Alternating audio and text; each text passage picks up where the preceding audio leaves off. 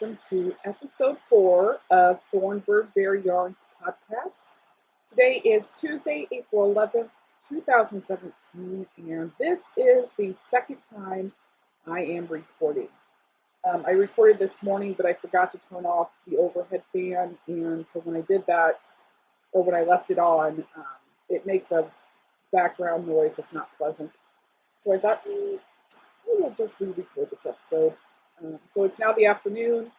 So instead of coffee, I have a soft drink in my mug. And I just got home from work and all the workdays. So about this week, we did finish up. Well, I guess it was last weekend. We did finish up. We did finish up the bunk beds for the kids. My sons, they had bunk beds made by my boyfriend with a little landing staircase for them to climb up. And then my daughter had a lofted bed made, and hers had a desk underneath it and bookshelves. And so we got those finished, and it was a week-long project. In the middle of the week, my boyfriend ended up getting sick. So there was a couple days we had to take off from working on the beds. And but they really they turned out beautiful. When Rose saw hers for the first time on Sunday, she cried. She couldn't get over how beautiful it was and how much work Jacob put into them. And she's old enough, well, she's going to be 9 tomorrow, actually. So she's old enough to realize how special sometimes things are. And so she was just blown away. And then the boys were so excited. And they were over the moon excited as well. And so the beds have been very nice, mainly because, first off, it gives them more room to play in their rooms. They have kind of smaller bedrooms. And so, especially for Rose's with that lofted bed, she has plenty of floor space to play now on the floor, as well as the desk to do homework or whatever she needs to be doing. So those were awesome. I will insert a picture of both of those beds here for you to see.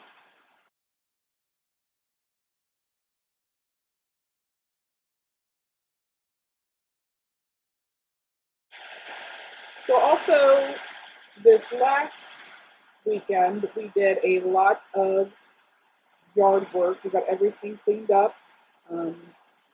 I am pretty lazy when it comes to yard work in the fall and winter, and so I leave it all till the first nice weekend in spring, and then I go at it. So this last weekend, Jacob and I went outside with the kids, and we picked up sticks, and we got rid of a lot of leaves that were built up in our little outdoor area where we sit. And actually, we got rid of a lot of yard items. I call them items because my children have a bad habit of taking toys outside, like trucks and Barbies, and leaving them out there. And so we went around the yard and picked all that up, and it all went down to the dump. And so everything is ready to go for the spring and summer and being outside. And I am just so excited for that. And then, what happened? Oh, and then we were sitting out on the front porch Sunday after we done all that yard work, and a lady drove by. We kind of live up on like a hill and live on embankment, and she rolled her window down, and she was like, "I used to live here and she said that her husband had passed away a few years ago, and that she had such fond memories of the house, and that she would love to be able to see it sometime if I would let her in. And so I decided that I said, you're more than welcome to come up now if you want. And so she pulled over and came up, and her and I don't know if it was her sister or her friend was with her, but she had someone with her named Jenny, which is my name. I'll introduce myself in a second. I haven't done that yet.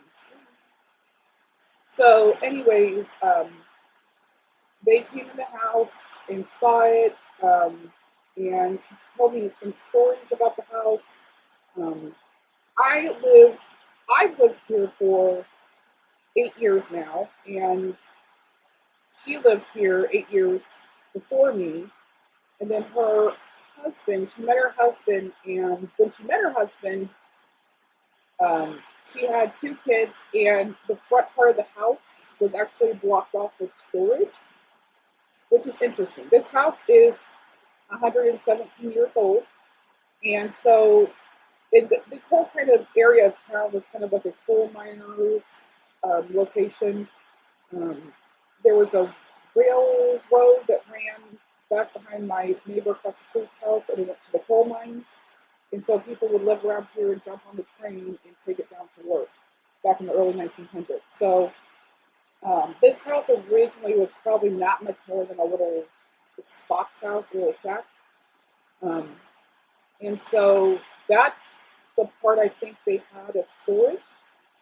But she said when she met him and married him, he turned it into um, 2 rooms for her kids, which now my kids live in those rooms.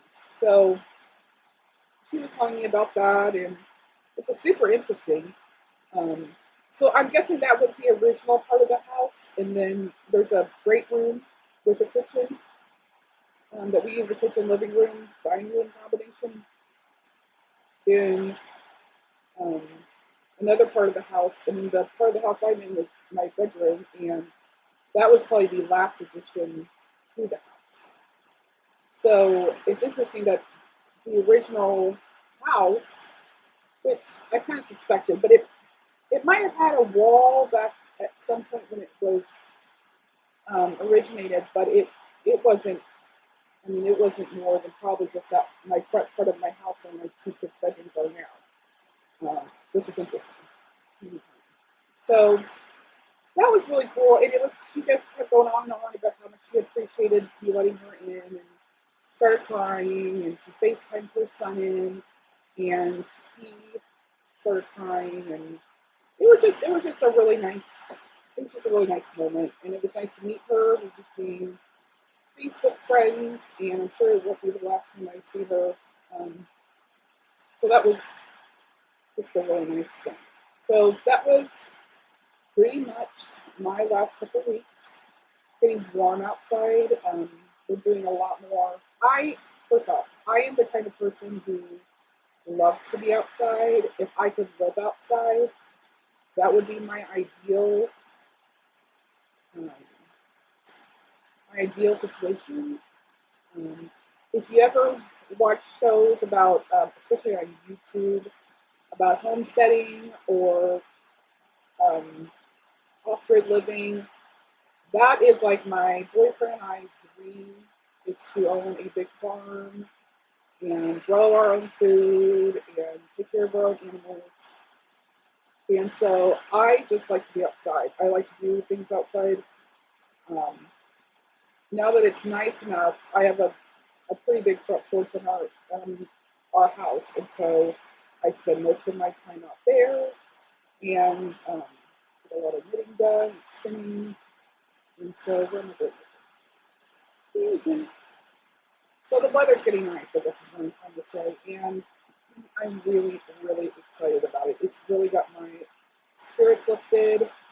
I'm starting to feel more in tune with myself because of just getting to be outside and feel the warm air and the sun. And so it's been really nice, and I've been getting a lot of different things done. I guess that can transition us into, oh, first, let me tell you about myself so that everybody who is new, which by the way, if you are new, thank you for checking me out. If you're a returning viewer, I appreciate you coming back. So my name is Joni. I am a knitter, a crocheter, a spinner, and I dye my own yarn. Thorn Bird Bear Yarns on Etsy. Here in southwestern Indiana on the Ohio River. The Ohio River is actually, if you see this big window with the blowout lighting, it's just over the hill that comes out that window.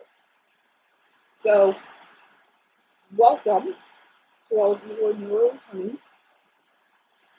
I'm going to start by talking about, I'm going to tell you also, so you can tell I'm new to this stuff because I keep forgetting all kinds of things.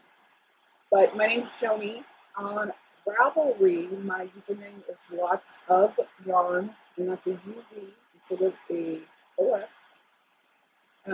On Ravelry, we also have a group called Thorn Bird Bear Yarns, and there's a group on Facebook for Thorn Bird Bear Yarns. And then on Instagram, I am Thorn Bird Bear Yarns, one word. If you're looking for me in any of those places. I think that covers it, and it's time to move on to finished projects. Last podcast, I believe I was showing you my works in progress, this hat, which is the classic cloth hat by Pearl Soho. So here is the finished object. It's on my yarn, Thorn Bird Bear Yarns. It's really a lot lighter in person. It's showing clear. That's a little bit more accurate. I knit the brim on size 6 needles and the hat on size 7 needles. And I did a 2x2 ribbing. I did 25 rows for this hat for the brim, and then 42 rows for the hat before I did the decreases. And this is in the Sea Treasure colorway. And again, I took our BFL high twist base, which is right, this is what the screen looks like, right here. I took our BFL high twist, and if you can tell, it's a 2-ply, and I love how comfy it is. It's lovely to knit with. And I held it double. So I'd mentioned this with the inflatable donut hat, but I was kind of leery on using the BFL because BFL, if you know about yarns, it's a workhorse yarn. It's more sturdy, it lasts longer. But one of the cons of it, if you will, is that it is not necessarily next to the skin soft. However, I have found with knitting these hats that it's really not bad. It's not merino, but it is still not, it's not scratchy. It is definitely wearable as a hat. I'd even say possibly a cowl. It is not very abrasive. And what I did is I caked up my yarn into a cake, and then I held the inside yarn and the outside yarn together. And so it became like a worsted weighted yarn, even though it's a fingering weight. And so then I could knit it up and not necessarily have to have a worsted yarn. So if you have any kind of fingering weight yarn in your stash that you want to get rid of, but you just don't want to really knit anything with it, maybe think about doing a worsted weight project with it and just hold the yarns double, because it comes out worsted weight and it makes a really nice fabric, and I've enjoyed it. And I also put another pom-pom on this one. So it's done and ready to go in the box of knitted items in the hallway that my children go to when they're cold and they need something to warm themselves up. So my second finished item. Okay, so last time I recorded, I had talked about how I'm going to be knitting some socks here in April. I have my April Desert Vista Dye Work socks, I have my April New York sock collection by Nina Phillips socks. And then I also joined the Row 1 yarns subscription. Comes in a super cute little bag. And it's either 10 or 20, depending on how many different colorways of a certain sock, or not necessarily sock, a certain yarn dyer's yarn line. So this month it was spun right round, and so it's 100 grams of yarn. And since these were in 20, since there was 20 minis, each mini then was 5 grams. And this was like my jam, completely and utterly my jam. It came in the mail, I opened it, it consumed me. I didn't knit on anything other than these socks. I opened it on Monday, and they were finished on Friday or Saturday. So it was such a lovely knit. Let me show them to you. Here they are. And I knit these 2 at a time on size 1 needles. Now, my normal sock recipe is that I do 20 rounds on the ribbon. But since these mini skeins, this is a more plump yarn. It's 400 yards for 100 grams. So I did 18 rows on the ribbing, and I did about the same on my leg that I normally do for my socks, which is 70 rounds. I did my standard fish lips kiss heel, and I did another garter stitch heel instead of doing the stockinette for the fish lips kiss heel. And then I did the foot. Again, it worked out to be about 70 rounds, and then I decreased for the toe. So I don't know if I said this, but I did them 2 at a time, which I am just, I'm really, really still loving the 2 at a time. And here in a minute, I'm going to show you how I keep my yarns for that. Especially since I'm having multiple pairs going at once, I have a way to keep them in their separate compartments and also take it with me. So love, love, love these. So instead of these going into the basket of socks, because the weather's starting to warm up and we're wearing wool socks less and less. We being my daughter and I, we are the ones who give about the same foot size and we wear socks together. These are probably going to go up on the wall for me to just stare at until next fall. I'm lucky in that my boyfriend, he made me about 10 pairs of these sock blockers for Christmas, and he said he can make me as many pairs as I need anytime. So I have about 10 of these hanging on my wall right now in my studio here. So I'm just going to keep knitting socks and putting them on blockers and hanging them up on the wall for me to stare at and admire until next fall, and then I can take them down and have a bunch of new pairs of socks to wear. So I am super excited about that. So those are my finished objects. Now it's time for works in progress. And I'm going to start with some more socks I'm working on. First, I want to show you how I keep my socks for 2 at a time socks. If any of you have watched Love Sock Wool, you've probably seen this bag before. Let me show it to you. It is a bag that looks like this. It's like a little rectangle. And it comes from Joann's, and if you have a 50% off coupon, it's something like $15 maybe, somewhere around that, maybe even cheaper. And what I love about it is it has 3 compartments, 1, 2, 3. And so what I do for my 2 at a time socks is I take my skein and I divide it into 2 semi-equal cake sizes.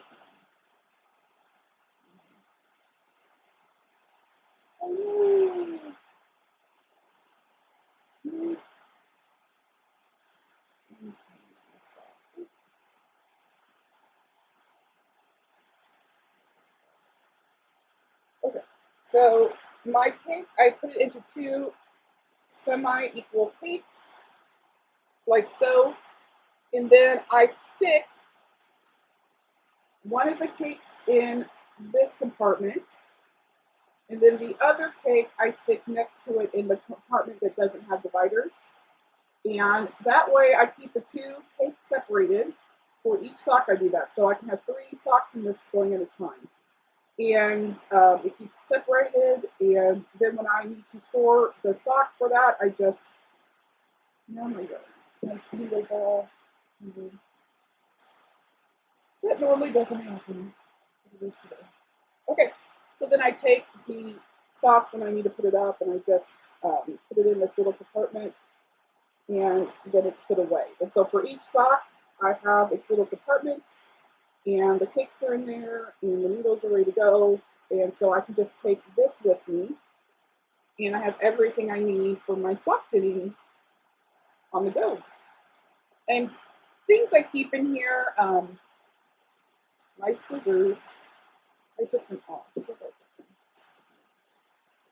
I keep chapstick in here, a little pair of scissors.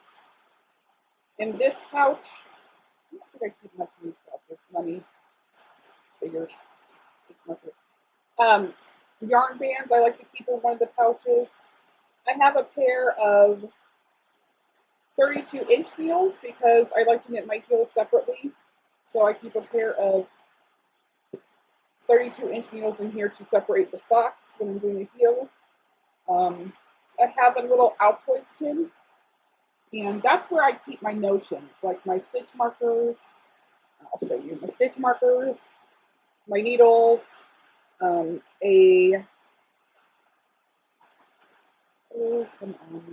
measure. I keep them in here, and so then everything is in one place for my socks. It's pretty much a sock kit almost for me. And I can just take this with me in the car. It goes with me to work every day because I sit out in my car at work at lunch and I knit. So that's the way that I like to do my 2-at-a-time socks if I'm knitting more than one pair at a time. It's easier than lugging around 3 different project bags for me. And to be quite honest, I'm a very monogamous knitter. And so having 3 socks going is a pretty big deal for me. Normally I have 1 pair of socks going, but since I have the Mr. Dye Work socks this year and the New York sock collection until those patterns are done, that's at least 2 pairs. And now I've also committed myself to doing my Scrappy socks. So I figured this is a good way to do it. So that leads me into showing you then my next work in progress, which these are almost finished. And these are my Vista Dye Works April socks. They're being knit 2 at a time on size 1 needles, 2.25 millimeters. And again, I have done 20 rounds for the ribbing, 70 rounds for the leg, and then I pulled from the outside of the cake and did the heel, which is a fish lips kiss heel. And then I picked it back up with the yarn, and I'm knitting 75 rounds for the foot. Now, normally, I have done 70 rounds for the foot when I'm doing a fish lips kiss heel for my size foot, which is a women's 10. But I am finding that with the merino 75-25 yarns, the 4 plies, it's just a little bit too thin for me to knit 70 rounds and have it fit my foot after I wash it. So I'm going to increase the amount of rounds to 75 and see if that gets a little bit better fit. And then for 2-ply yarns like the EFL high twist I have in my shop, I'm going to still just do 70 rounds. So I'm almost In fact, I'm pretty much at where I need to start doing my toe decreases, and then this pair will be finished. My April Desert Vista Dye Work socks. And I use chow glue needles to knit with. Now on these socks, I did, which these are looking so dark. They're really gorgeous. It's not dark and, there you go. So pretty. These socks, I had originally started knitting them on a pair of 40-inch Likey needles that I got at my local yarn store. I thought, I've heard so much about these needles, I'm going to try them out. And I did get the driftwood, which I knew that I probably would not like them over my chow goose because I do like metal needles more than I like wooden. But I really wanted to try them out and see what I thought. And I don't not like them. I do like them. The joint's very nice. I was finding though that with the wooden needles, the tip, I don't know if mine maybe split a little bit, but I noticed it was catching like one of the plies sometimes when I was going through a stitch, and it was just kind of annoying me. So I did buy an extra pair of chow glue needles, and so these are back on chow glues, and these are my favorite needles. Chow glues always. I love the cords, and I love the sharp tip. So those are my Desert Vista Dye Work socks. So by the time I see you guys next, in 2 weeks, these will be finished, and I'll have a finished pair to show you.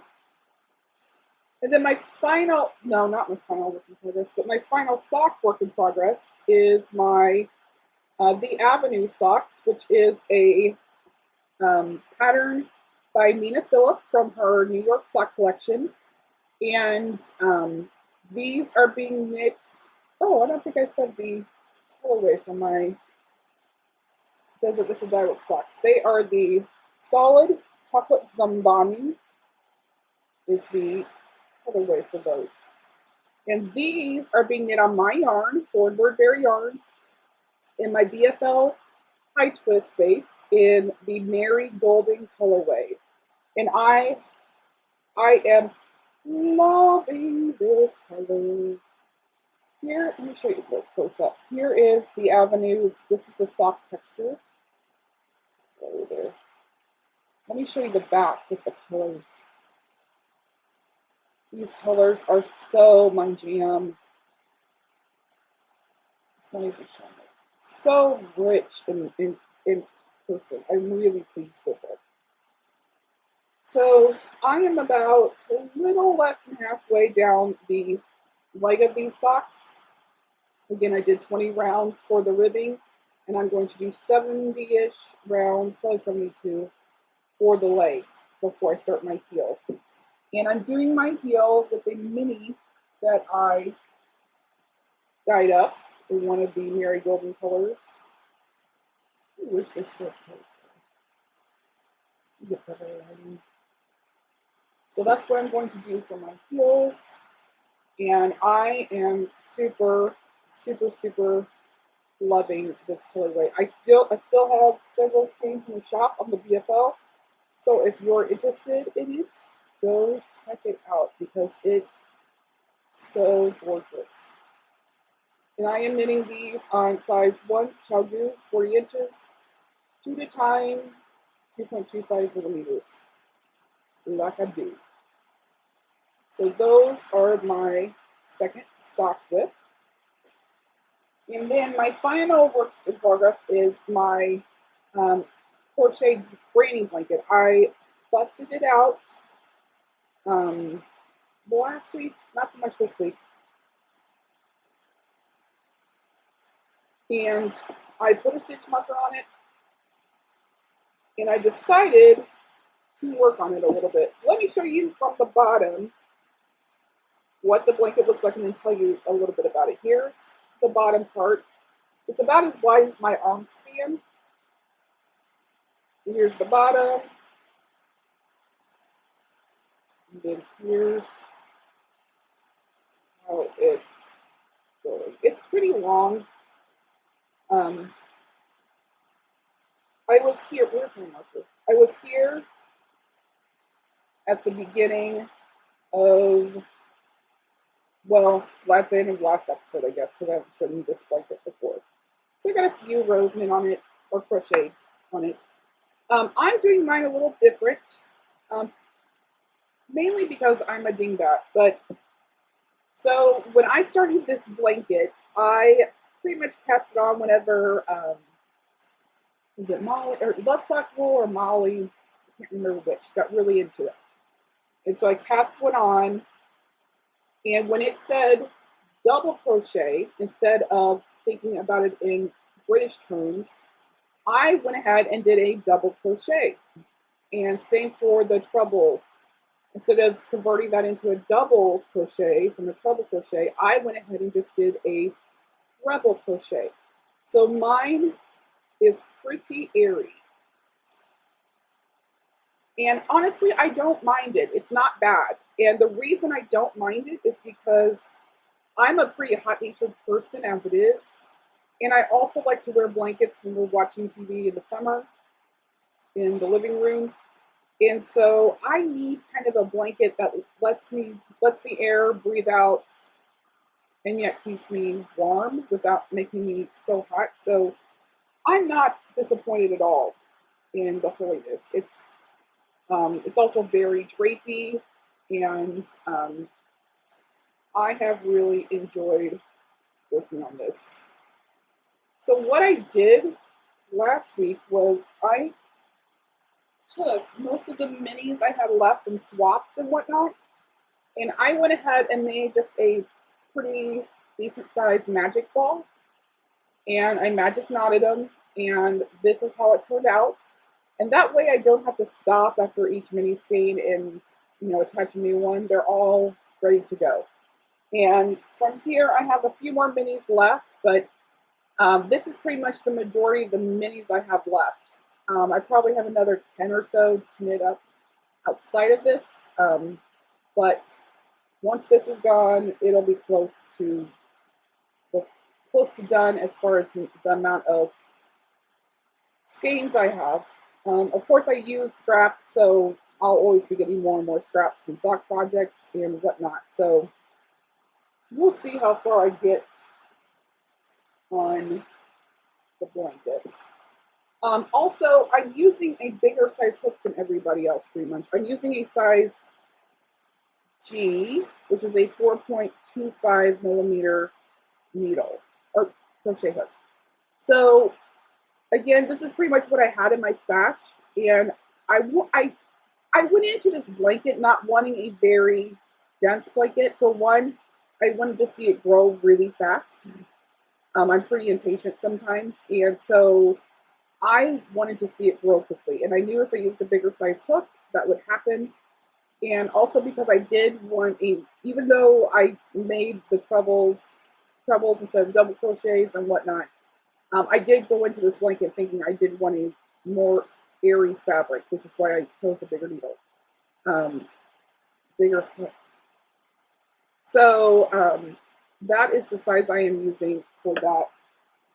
And I have another one of these baskets, the ones that I can use for my 2 at a time socks.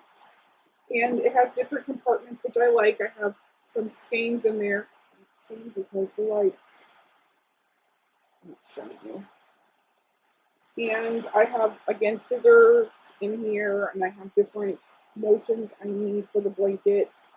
And so I keep everything in here, and then I keep it in an even bigger basket that's made from like fabric rope. And that is where I keep my blankets. And I've seen other podcasters do this, so it's nothing new. Plus, anybody who stores shawls is another good way to store your shawls. But I just take my blanket, fold it a couple times, and then I roll it up, which is nice. And that's how I like to store it, like a little sushi roll. So that is my last work in progress. If well, I would say goodbye, but my shop news is not very much, so I don't have to really do a separate segment. First off, with the hotter weather coming in, my boyfriend and we have my kids every other weekend. And so on the weekends we don't have kids, a lot of times we like to go camping. And now that the weather's getting nice, there'll be a lot more camping and outdoor adventures and whatnot. So instead of doing Friday updates at 6 p.m. Central Standard Time, I'm just going to start updating as I get yarn dyed and dried. So new colorways in the shop this last time are Plum Punch. I have Plum Punch on BFL, and I have Plum Punch on the Merino nylon, which this is BFL nylon, by the way. 80/20, and this is 75/25. The 4/5. Here's Plum Punch. And then Meadow is also new colorway. Here it is on the 80/20 BFL. It's got a really nice purple and a really nice yellow gold. So the BFL high twist, and then on the Merino 4-ply sock, here is Meadow. So those are all in the shop, as well as other colorways you can see behind me. So if you are interested, I am for Birdberry Yarns on Etsy, and from time to time I have sales running or coupon codes, and those you can pretty much find out about if you follow me on Instagram. So that's all I got for this episode. I hope to see you guys in 2 weeks, which will be the 25th, I believe. You guys have a great 2 weeks. I hope you are doing well, and thank you so much for watching and tuning in. Goodbye!